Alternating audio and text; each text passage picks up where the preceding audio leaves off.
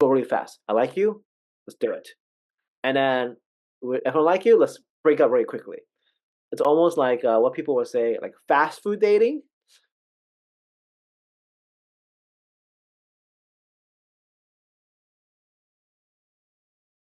So one of the biggest thing with Korea is how they show emotions, especially in dating.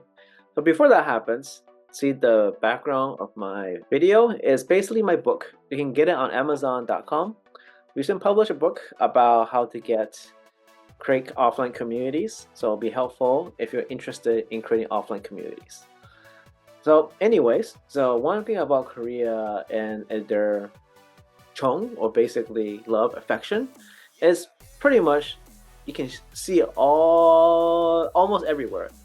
But the most prominent things are actually in the dating scene. So for example, like within Korea, it's very obvious who's together, who's not together. Like in other places, you don't know because they act like friends. But in Korea, there's none. There's a clear cut. Hey, friends or not friends, right? Because for the most part, within Korea, boy and girl don't hang out one-on-one unless they're interested in each other. You don't meet one-on-one unless you're together. So if you see any people in Korea meeting one-on-one, they're probably interested in each other, because otherwise it will not happen. It will be in a group meeting. So when it comes to communication, for example, first of all, in the US, there's a thing called a 3-day rule. So basically says, oh yeah, after I meet you for the first date, I don't want to come across desperate. So I wait a couple of days until I reach out to you. However, it's the complete opposite. Frankly, I hate the 3-day rule. You like the girl, you like the guy, just tell them. There's no point trying to pretend. You don't. But within Korea, it's completely different. So within Korea, it's you have a 3-day rule, you're gone. Automatically, it's assumed a rejection on your part. Okay? So because of that, they expect to communicate very frequently. So from that perspective. So if you're not talking, right, every day, then it just basically says, oh, that person is probably not interested in me anymore, right? Because that's how they think. And so that's why they require a lot of constant communications. So from that perspective, if you're not that type of person, make sure you communicate that very quickly. Otherwise, it's not going to work out. Because sometimes because at the beginning, usually Korean actually ghost people too. Because if we don't have any connection, instead of rejecting you, they just ghost you.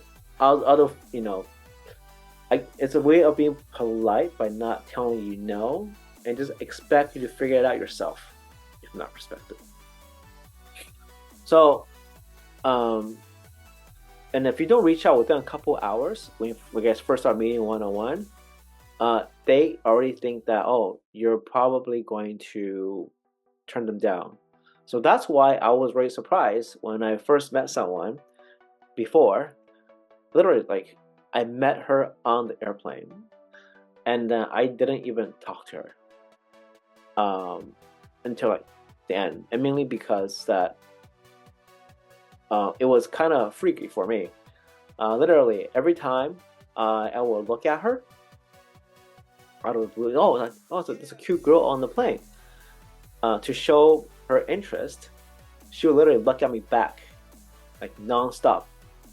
And then I will hold my eye contact for a little bit just to see what happens. And literally, she would not look away. I think there was one time I looked at her for 10 seconds straight, and she just kept looking at her for 10 seconds straight. And I thought, oh, maybe she's dogging me, right? And then I thought, okay, now that's too weird. And it happens every single time. I look at her, she looks at me back. And then I said, okay. The only time that ever happened in the US was in New York. on the subway.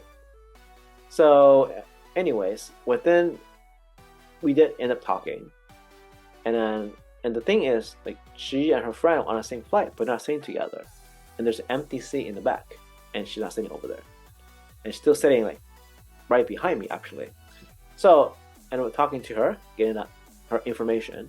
But the thing is that when I messaged her and she didn't respond for like 4 or 5 hours, she wrote a long list of sorry I didn't message you because of this, and this. So I was like, oh my god, like within 4 hours I barely met you. So you can see that like the feeling is really strong when it comes to dating in general. Another thing is that even though PDA, public display of affection, is not heavily shown, right? Here in the US, I think it's more apparent. People start kissing, and might even be more than that. But in Korea, not so much. It's more but the public, you just know that they'll hold hands together, they wear couple rings, couple outfits, you just know them together, but not like super, all over each other. So from that perspective, it's like there's all these holidays, they have to give gifts if they want to, or they mark like 100 days of being together. I think it's a big deal if you can last 100 days. It means, hey, we're kind of steady now, right? So because within Korean culture, you don't date multiple people at once. You date one person at a time, which is, I find that when I first found that out, I was like, wow, US is kind of messed up. How can you date? And I realized why. I was like, when I got exposed to a new dating scenario in other countries, like, wait. The US, where we date multiple people, and sometimes we sleep with multiple people for like several months, and then we decide. And then, of course, there's changing in other countries, but normally in Korea, you date one person at a time, but you go really fast. I like you, let's do it. And then, if I like you, let's break up very quickly. It's almost like what people would say, like fast food dating. Fast, get your thing in, and then get out, right? How do you want to interpret that? But overall, it just seems that you see the affection and the feeling is very strong. You don't take your time in terms of trying to figure it out. I mean, a bunch of people, but you know with this person, you just kind of commit somewhat to move forward from that perspective.